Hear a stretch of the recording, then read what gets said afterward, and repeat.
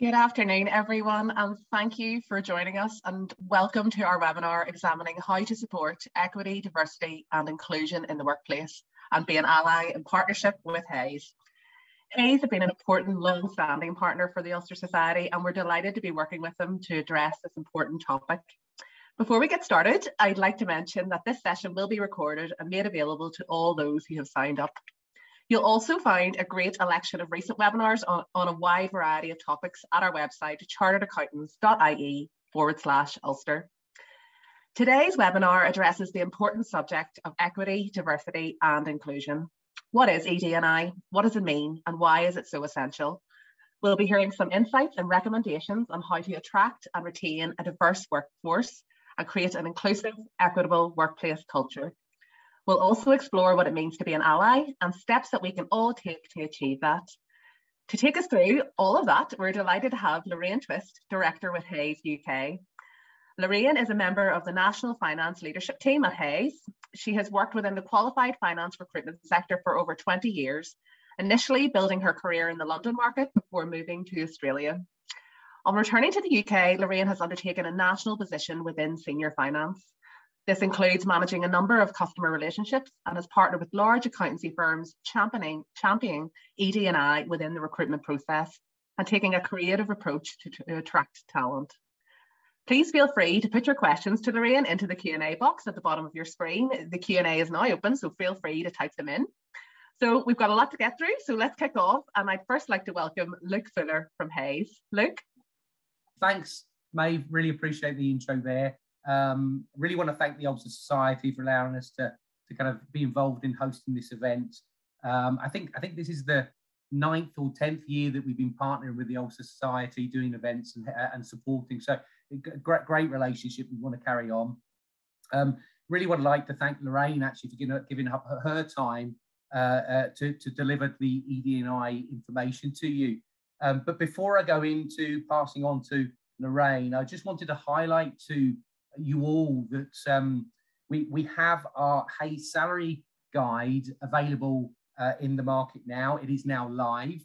I know a number of people on this call I would have sat down with before, walked through the details, and people who use it to kind of manage their business and understand how to react to the recruitment market. This is the 8th year that Hays have been delivering this survey. Over 23,000 people have actually entered into this survey. So the information and the insights in the detail are absolutely superb. And in a market right now where insights are very useful in the recruitment market, I think it's definitely something that if you are interested in getting a copy, please get in touch with us and we can go from there. But I'll pass you across to Lorraine and Lorraine can kind of kick off. Hi all, I'm just sharing my screen, so bear with me for a moment, and then I can start. It's I'm delighted to be here today. Thank you for the introduction, and I'm looking forward to virtually spending some time with you all. So if I just start from the beginning, you can hopefully now all see my my screen. So today, as already been alluded to, I'm going to talk about equity, diversity and inclusion in the workplace, and then how to be an ally. So I thought I'd start just with going back to basics. Now you can see from the first slide that it actually says diversity, equity and inclusion in the workplace.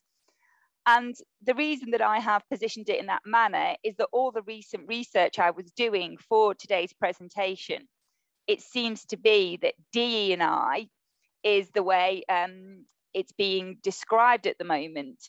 And I think the point I want to make there is that it's ever changing. And I think because it's ever changing, it can be quite hard to know where to start somewhere. But I think the reality is it doesn't really matter where you start. It's just being interested, trying to educate oneself a little bit, and to take it from there. So today should hopefully just be a few just key pointers on ED&I in the workplace, and how we can start on that process. Many of you may be well down the line on that process, but hopefully there'll be some helpful tips. So going back to what is diversity, equity and inclusion. So it's basically a term used to describe policies and programs that promote the representation and participation of different groups of individuals in the workforce. Now, these different individuals are traditionally, may have protected characteristics. So that could be, you know, age, race, ethnicity, ability, disability, gender, religion, culture, sexual orientation. There's a lot in there, but really simply, it's about just having an open mind, working with a diverse range of individuals, and creating an environment in which individuals from different backgrounds feel that they culturally want to be there, and they feel included in what is happening in that organisation. So I've split them down into the three different parts, starting with diversity. So again, diversity refers to, you know, when an organisation intentionally employs a workforce which is comprised of individuals with a range of different characteristics. Now, thinking about diversity, I've been involved in that a lot from a client perspective, and just want to give some examples of that, and to differentiate positive action as opposed to positive discrimination.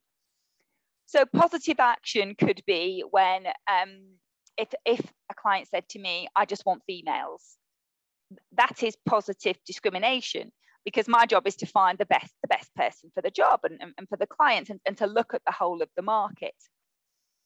However, positive action is a client explaining to me that maybe, you know, they do have a gender balance issue that they're trying to address, and how to put a campaign together for them which may attract females in the market and what is important to them.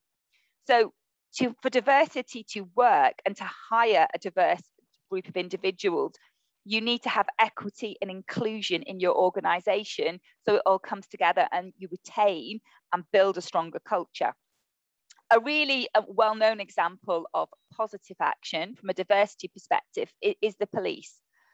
So a number of years ago, the police identified, as we all traditionally think, a fairly white male organisation, and they put together a really large positive action media campaign, because they were looking to attract individuals with different ethnicities. So they put a campaign in place to really demonstrate that. Now, clearly, it wasn't saying that someone who was white couldn't apply. Of course, they could apply. But somebody, you know, a man of colour or a woman of colour who may not traditionally think the police force would welcome them, that helped increase applications from an ethnicity diversity perspective. Another more current example, I think, of diversity and positive action is KPMG have recently, there's a lot of publicity around social mobility and class in regards to KPMG. And they have come out and had a big media campaign which got to the national press, explaining how by 2030, they have put a target and a quota that 29% of their partners will be from a socioeconomic lower class background, is how they positioned it. Now, what that therefore means is that maybe someone who is, you know, who's a school leaver, someone who can't go to university for financial reasons, may still apply to KPMG and be attracted to KPMG, because it becomes more of an inclusive employer for them. I have had examples with clients where they have been trying to, I guess, tick a diversity box, and that's a bit harder to manage, because usually that kind of client will want me to approach a certain individual. They may want me to advertise on certain job boards, but other parts of the profiling they won't change. So a really good example of a client lately is they wanted us to advertise on certain job boards to attract different characteristics and individuals, but they were still looking for people with a first and straight A's.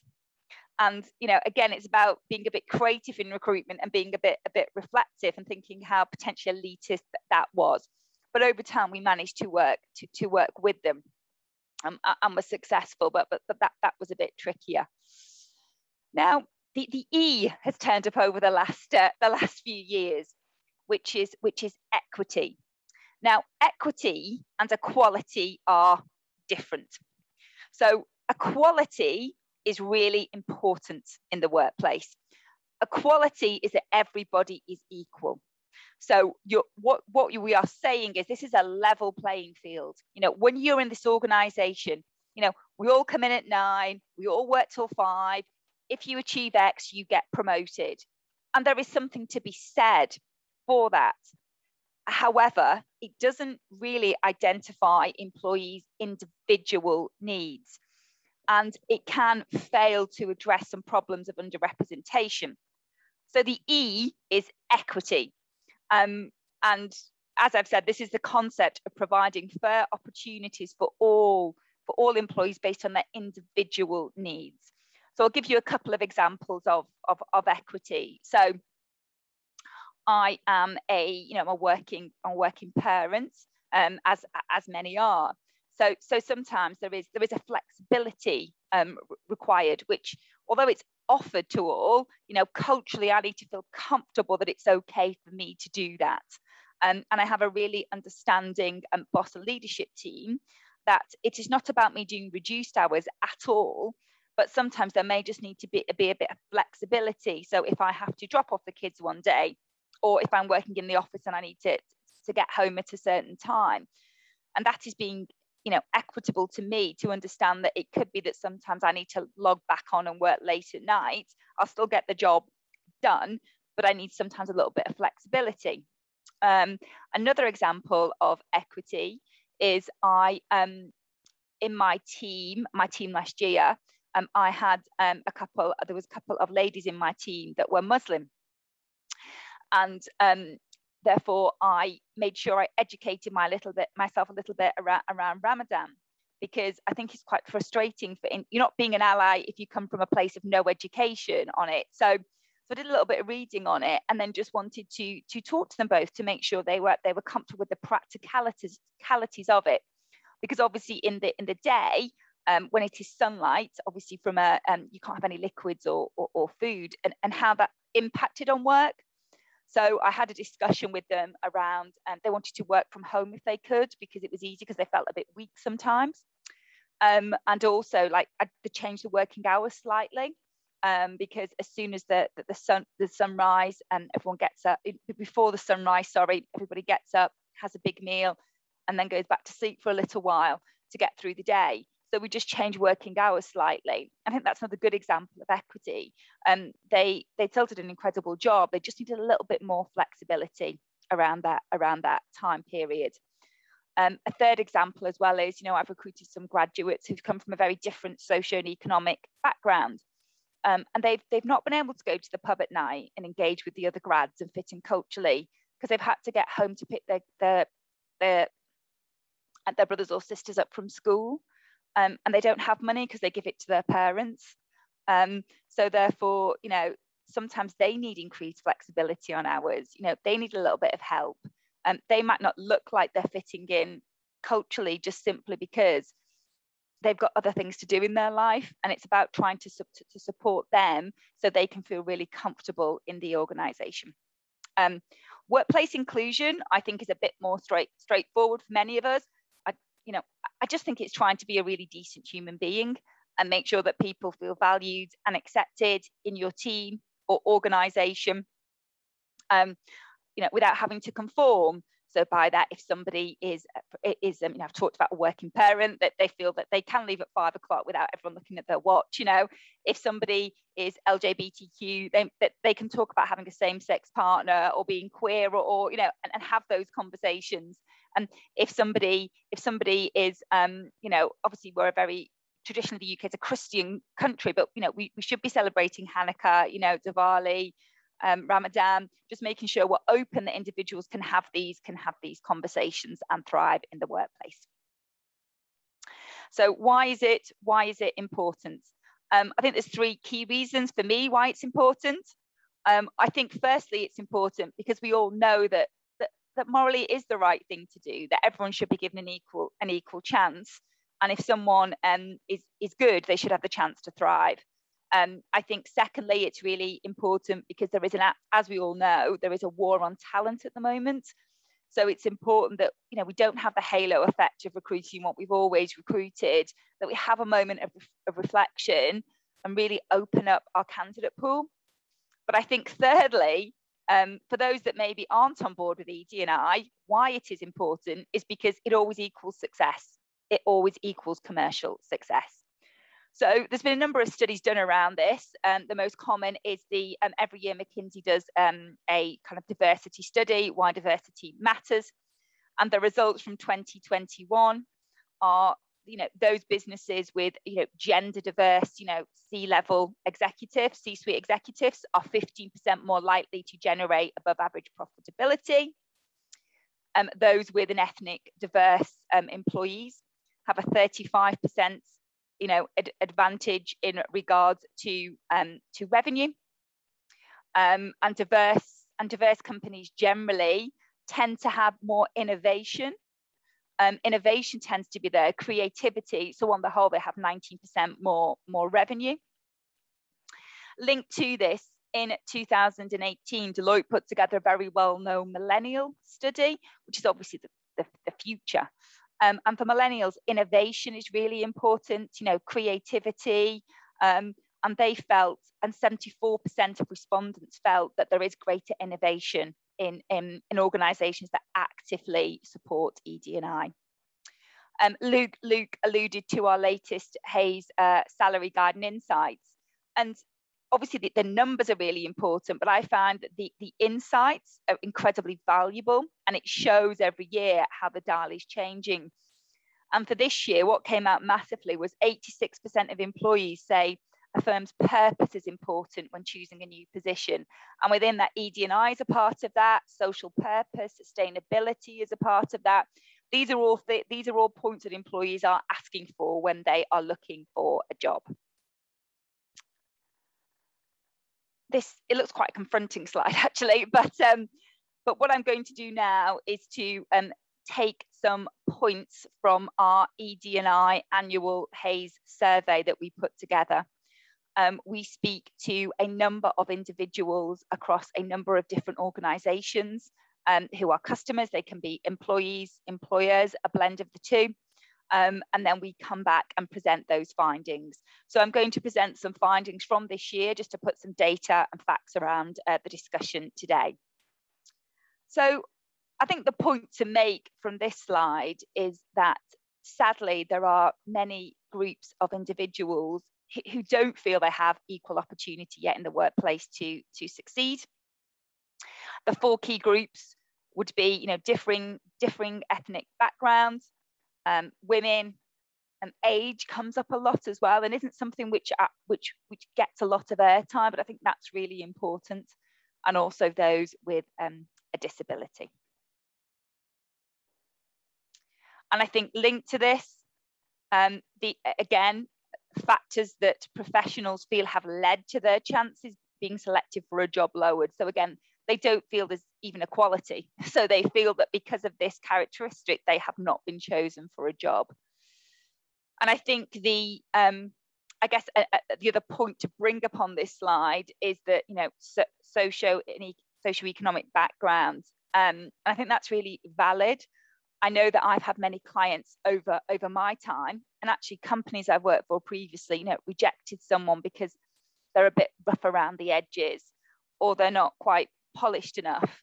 And again, this is just, it's casual language, but it's almost like microaggressions. And it's just trying to, going back to being a good ally at the end, use positive language and think about an individual's background and what it's taken them to get here. And maybe if someone hasn't had the opportunities, but they've got good technical skills and they're really determined, again, maybe we need to be a bit more creative and to think about that for the future. So a big part of the ED&I survey this year at Hays was there's some really good things coming out. Everyone really wants to talk about ED&I now, which is great. However, it's about changing the dial. So we're having the conversation, but how do we turn it to action? So a lot of what I talk about now is just some tips and advice on how we could potentially change it to positive action. So there's always going to be blockers with change. And these are some challenges which employees feel that they are facing. And that's just general resistance to change. if you have a culture where everybody is the same, they probably get on with each other. They probably really like each other. They probably don't at times realize that they need, you don't need all the same people in a culture. You need different people, but it's quite hard to make that leap sometimes. That engagement from employee as well. And there's a lot of talk from employees, but actually I'm an ED&I champion at Hays, and sometimes to actively get employees involved can be hard. It might not be considered a business opportunity, or there's not enough resources placed on this topic. So that's what employers feel. But these are what professionals would like their organisations to undertake to turn talk into action. So employees feel that what would be helpful, which I would agree, is just there's more training around this topic. So people feel a little bit more confident. I would really agree with that. That review of recruitment policies, I think, is probably key as well. I talk a lot about reflection on recruitment. So many of my clients recruit like the way they did in 1975, and the world has changed a lot. We've been through digital transformation. We can employ people remotely. We can give people more flexibility to get the job done. So it's just that reflection and rewriting of job specs. Also, working with external as well. At Hays, we have worked with, with some external individuals to help us, because, we came from humble beginnings, and we're really trying to make a difference and live up to our ED&I global promise. But to do that, we felt like we needed to get some external help, and that's proven to be really successful. Invest in those benefits which support well-being. Goes without saying, it's very important that everyone feels taken care of. And from an equity perspective, if there is some strong well-being in place, those employees that feel they need that extra help, it is there for them. To have internal ED&I ambassadors, I think that's really important because it helps to create communities. And then others feel that they need to put recruitment targets in place. Targets and quotas are used. People have very differing views on it. But sometimes organisations use them in particular when a certain characteristic is dreadfully underrepresented, and they want to create a community and a culture that they can build and make sure that characteristic is comfortable in their organisation. The communication is really key, and it sounds really basic, but a lot of professionals don't feel that their employers share progress. There's normally, most businesses have quite a lot of really exciting things going on, but if we don't communicate it to our employees, they don't know. But 14% did feel that they were communicated to well. But I guess the point to take from this is that communication about your ED&I progression is key.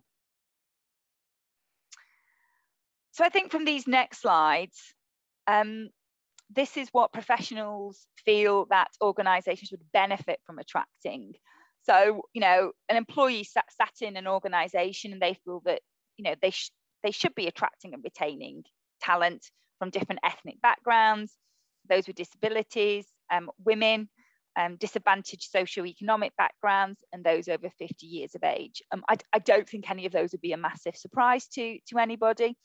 I think what's interesting, though, is that, there's quite a lot of employees are now pushing the dial as well. It's not just employer-led, and they do believe that ED&I creates a better workforce. I think this is a really good slide because it's positive, and it shows that the top approaches that organisations are taking to attract diverse candidates from a variety of backgrounds.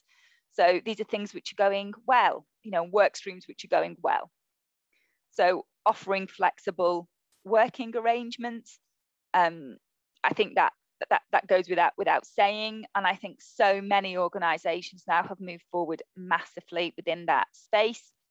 I know certainly a recent diversity project I was involved in, that flexibility piece was massive in attracting candidates from one organisation to another. There was one certain area of the business that the way it worked, they could actually give candidates, for example, the whole of the summer holiday off, and those with children doing the same job and having that level of flexibility, that they just found a real game changer for them. So don't underestimate that flexibility. for us at Haze, it's usually number one now, more than salary. Offer remote roles to access talent from a wider set of locations. I think that's really interesting. We've all been through a digital transformation. What are the implications of that? Are there some roles which could be 100% remote? And if we can't find the diversity in our local community that we really want, could we access that by looking at a wider candidate pool throughout the UK or internationally? Also, data is really important. So actually looking at the job applications and the channels that you're using, and are they providing you with the mix that you think is representative in the market? And if they're not, then looking at recruitment platforms that can cater for those underrepresented groups and specialist communities. And they are out there, and certainly when we partner with a number of these platforms and find them very helpful. And again, we mentioned this before, but going to external parties, so working with professional associations, specialists that tap into underrepresented groups and specialist communities. So what is the action? What can we take from this? What should we be doing? So if you think from an employer and what we would recommend to employers, firstly, it's to know where you are. And I think the best way to know where you are is to understand the data. So to give you an example, a business I previously worked for, they wanted to assess where they were from a gender perspective. And with the data told them that it was 50-50 at grad level, but there was a massive drop off at manager and above. So is that manager, senior manager? And they identified that it usually correlated with a female getting married or having children or both. And females didn't feel it was the right environment to work in if they had children, because there was a lack of flexibility. So therefore changes were made. On this occasion, quotas weren't put in place, but nevertheless, changes were made. Flexibility was put in place to attract returning mums to the organisation, and that's just one example. But sometimes the data is better than you think. Sometimes the data is worse than you think. But it's always good to know where you are as a starting point, and then that really helps to move forward and to communicate successes to the communities down the line. Communicate your progress. Just mentioned that, but that's really important. And I think as well as the data, I think progress is creation of, you can do it formally or informally, communities. So to give you an example, at Haze, we have a number of communities in place that we put together. So obviously we have LGBTQ in place, and we have reach around disabilities. And it's about trying to find a safe place for individuals that they can come together and have that community and have that culture. And communicating progression around that, I think, is really important. Expanding and promoting your flexible working opportunities. I think it's really important to put them in place. But feedback we have is that if they're put in place, but tone at the top isn't great, and culturally it's still not accepted, or candidates feel that it's going to hold them back from a promotion perspective if they do leave the office at a certain time, or if they work remotely, they don't quite work. So I think as well as putting them in place, it's making sure they are actioned. So at Haze, we now have a hybrid working model, 50% in the office and 50% at home. And what's good to see is that it's being followed by the majority of the of our board. So we know that that's the future. Support your team with training. I think that's really important, and we'll talk about that in a moment. And it's all around education. I think most people are genuinely, professional, kind individuals that do want to help, but just don't know where to start. So I think some trainings are always very, very helpful. And the last point is, we talked about getting expert help when you need it. With Haze, when we were putting together our EDNI global promise, we worked with an external body to do a number of surveys that were anonymous, just to access where we actually were. So as well as data, what people's thoughts were, what key trends were coming out, so we could make a difference in the future. So if you are well, you're both, most people are both, but if you're an employee, I think you may be asked for data and you may be asked to share your data. If you are comfortable, sharing data is certainly helpful for your employer, but I do understand that some individuals don't like the idea of a tick box, and I'm also very supportive of that. But I think now any data that is asked to be shared comes from a good place overall, as long as you feel comfortable. It would be used for someone to help them rather than against them. Speak up and get involved. We talked about ED&I allies, ED&I champions, and for myself, I'm an ED&I champion for my office. And I make sure that every religious celebration is celebrated. International Women's Day, International Men's Day. It's all LGBTQ month, Black History Month. But I need someone from that characteristic to step up and help me. I can facilitate things, but I know what it's like to be a female in business. So International Women's Day, I can facilitate and run. But other events that we put forward, I need someone from that community to come forward and help me with it. And sometimes it's great, but sometimes people don't want to step forward. So speak up and get involved, because your voice absolutely needs to be heard. Also, if you are interviewing, if you are being interviewed or interviewing, I think it's important that if you're interviewing, you understand what your ED&I policy is, and your progression. Or if you are someone who is going to be interviewed, and ED&I is important. Make sure that you ask about it in your job search and what that means. And moving on now, it's how to be an ally.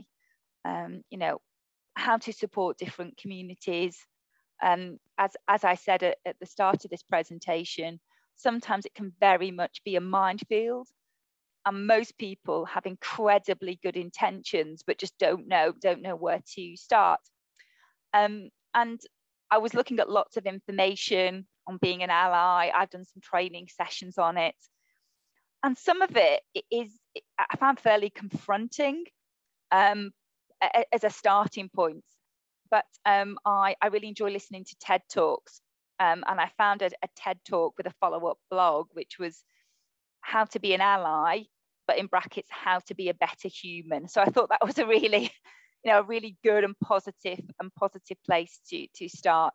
And when people talk about discrimination in the workplace now, it is incredibly rare, although it does happen, that obvious racism occurs. What there is more is what individuals call microaggressions, where little things are said as a joke or as banter that are actually putting that individual down.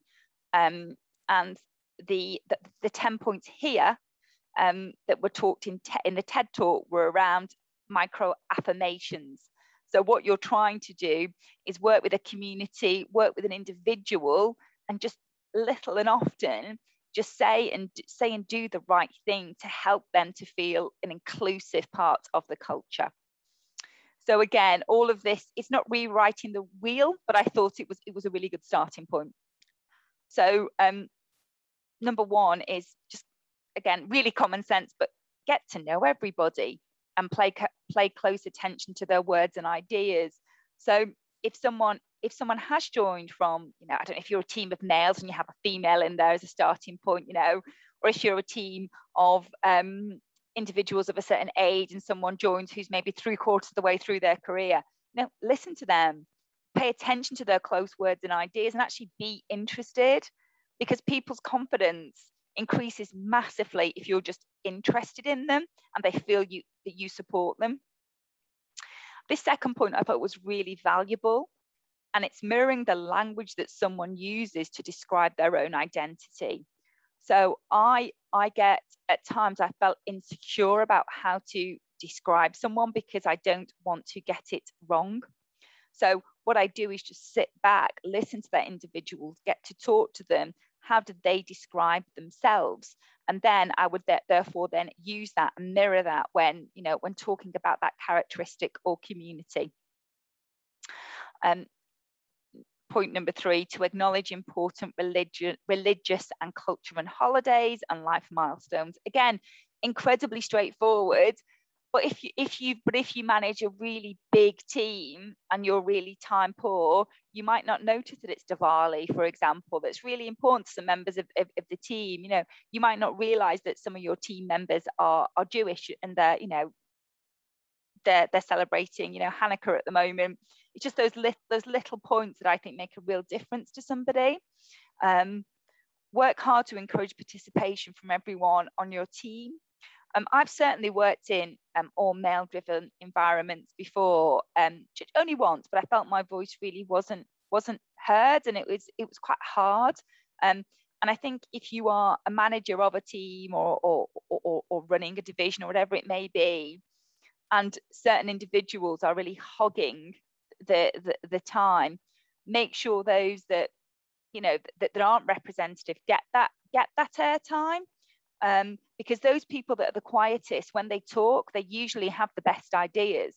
And this links in very well to the innovation piece. It links into creativity and greater successes. And again, linked to that, take notice, support people that are finding it hard to participate, and make them feel good. Acknowledge people's expertise and skills. That seems super basic, but it's actually just saying, you did a good job there, well done, and having that one-on-one time. I think it's amplifying voices as well. That's a really big part of being an ally, and inviting them to speak and share their expertise. But if someone is underconfident, putting them on the spot, obviously, and asking them to talk at that moment, or they don't feel great, it isn't going to work. But actually maybe saying, well, next week in the team meeting, no, I would really like you to talk about this topic for 5 minutes, or this topic for 5 minutes, just to give them the opportunity to get their thoughts and ideas across. And then the last point is to, provide regular, quality, formal and informal feedback. And when I went into this point in more depth, it was talking about females, and in particular women of colour, that felt that they were getting feedback that was not helpful. So feedback such as, you were too emotional then, you dealt with that in the wrong way, you were too aggressive then, but actually not talking to them about their actual technical skill sets and behaviours they could actually change. So I think it's about giving people generally quality, formal and informal feedback that's helpful and inclusive. That is it for me. I think I'm a little bit early, but better to give you time back than to overrun. So I shall stop sharing, and we can go to questions. Thank you, Lorraine. That was great.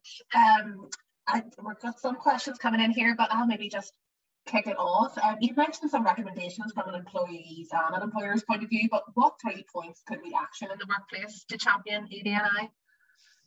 Okay, so I think firstly, 3 key things. When we're recruiting, next time everyone's recruiting, just take a moment, to be a bit reflective. And that one curveball that's usually presented to you that you say no to, try to see that candidate.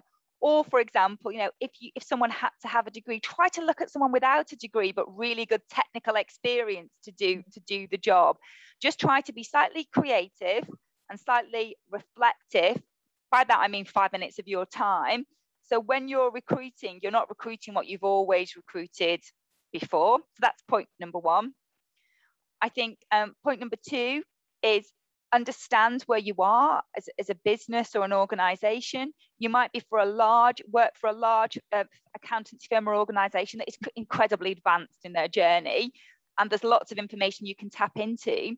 You might work for a smaller business that has really good intentions, but is just at the start of their journey. So find out where the data is, find out where you're at, and actually if there's certain areas that don't sit well with you, just have a think about how you could maybe take a little bit of positive action to help that group. But it could be like something really informal. It could be, so for example, if you feel that females at a certain level are leaving, just take some people out, even for like a breakfast, to have a conversation around why is this happening, you know, what extra support they need. It can start from really humble beginnings, I think. And then, so you've got the diversity, you know, you're really thinking about your data. And the third point is work really hard, I think, to make sure that everybody has a community they tap into. And it doesn't have to be, you know, there's lots of intersectionality. So everyone's got a community somewhere in the organization, hopefully, but just that community they can tap into, whether it be gender, whether it be age, whether it be sexual orientation, just something that they really feel a part of the organization. Yeah, great tips there. You've touched on this already, but if we have nothing in place in the workplace, if there's nothing there, if we're starting from bare basics, to support that ED&I, where do you begin? Where do you start? If I'm honest, and again, this is just my experience. I'm not coming from a particular brilliant place of knowledge here, but with all my clients that I've worked with and large organizations I've worked for who've come from very humble beginnings, people tend to start with gender. Okay. People do tend to start with gender because it's something that is, how can I say it? It's something which people are very happy to discuss on the whole. Obviously, you have the transgender community you need to be mindful of, but on the whole, people are very happy and they can measure that data as well. And it's a good place. It's a good place to start. And then once you, but it doesn't really matter where you start, because let's say you start with gender. Females are brilliant allies. Sorry, men. I know you're trying your best, but females are brilliant allies. So what happened is, another large, so with Haze, you know, we started with females, but then females are very strong allies. So they're like, well, hang on, we need to be doing things with LGBTQ here. We need to be doing things with disability. So once you start, it then tends to, you know, it mushrooms on from there. So start with a group. Traditionally, it's gender, but it can be whatever. It might be age that's pertinent for you. So one thing I didn't touch upon massively is there's a massive community of incredibly talented individuals that are maybe getting to their 60s now that don't want to retire, but they might want to do 3 days a week, you know, and we're getting that a lot as well. So age could come in. Just choose something, do it, measure it, do it well, and then from then everything else will mushroom through. How do I become a good ally? I know you have the 10 points there, or as you noted, how to be a better human. I like that point, so I did. Are there just any practical points in the book? Yeah, I think I've certainly found it quite intimidating in the past to try to be a good ally, because I don't want to. For example, a really good example where I've really felt I've messed up was that obviously we used to use the word BAME, yeah, and now it's completely not acceptable. It's a lazy term. So then I was like, I felt really terrible that I'd used it, for example. But then I was speaking to, you know, some of my friends who were women of colour, and they said, well, at least you were trying. You know, we're not angry with you. At least you were trying to be respectful. So I think being an ally is number one. It's just educating yourself. That's all it is. So for me, if there's someone who I'm engaging with, and, you know, I know them from a certain characteristic or religion that I'm not 100%, I don't know a great deal about. I mean, Google's a wonderful tool, right? You know, just having if you're in a large firm or organization, there will be things there already, but just a little bit of personal education and asking like insightful questions. Just people are really interested that you're interested in them, but it's just asking insightful questions. And I think the point which came across in how to be a good ally is just make sure you facilitate individuals to have the confidence to speak up. I think that's what's really important. And if you're someone that manages a team, there'll always be certain individuals that speak up, but try to make sure that you, like you say, you're a good human being, and you think about that individual and you make sure they have a voice. Because going back to the start of the presentation, we know that you know, the ED&I equals better commercial success also. Absolutely. Well, absolutely. Well, we have a question in here, just very topical at the minute, but staff having vaccination status, you know, it seems to be acceptable for staff now asking, you know, are you vaccinated? So they may not be for personal or religious reasons, have chosen not to take the vaccine. What's the DNI or DEI view on that, you know, or what kind of, how can we handle it as such, I suppose, probably is better. Yeah, I think it's a really tricky one, because you're moving towards legalities there a little bit as well, aren't you? Mm-hmm. I think, I mean, this is just my personal take, not perhaps Haze view, but my personal take is, if somebody doesn't want to be vaccinated, unless it becomes mandatory, there's not a great deal you can do, is there? It's very difficult. I think I would try to if you feel you have the EQ to do it, I would try to have a conversation just to understand why, you know, just to understanding's a really good thing, and to understand why. But I do feel if it is for religious reasons, I do feel that you could be going down, and it's a protected characteristic. You know, that you're going down a bit of a legal minefield there, aren't you? So I'm really sorry, I don't have the answer to that, because I think there's too many, what's the word? So you've got a protected characteristic, it hasn't been made mandatory yet. I don't think there's a great deal you can do apart from, you know, support that individual, unless the governments decide that things are going to be different down the line. Yeah, I think your point is understanding is key there, really, isn't it? You know. Yeah. So I think that's everything for today, Lorraine. Thank you so much for your time. I really appreciate it. We'll give somebody 10 minutes back of their day to try and get to their next meeting, I'm sure. We really appreciate that. There's some really great insights and takeaways there for today, and on a journey to get started with ED&I. So really appreciate your time. Thank you all also for tuning in, and I really hope to see everyone again soon. Thanks, everyone.